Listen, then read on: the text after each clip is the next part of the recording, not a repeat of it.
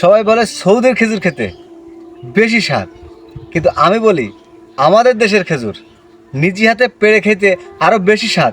দেখেন কিভাবে খেজুর পেড়ে খায়।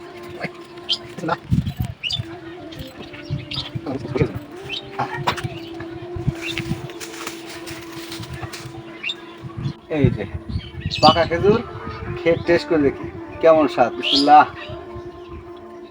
হুম,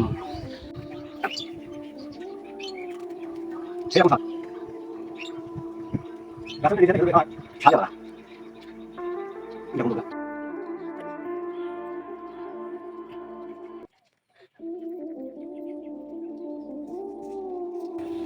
গাছে উঠে অভ্যেস নেই তো, বহুত কষ্ট করে গাছে উঠেছি। এই দেখেন কতগুলো খেজুর ফেলে নিয়ে আসছি, পাকা খেজুর, হেভি টেস্ট। সৌদির খেজুরের কোনো দরকার আছে? নেই।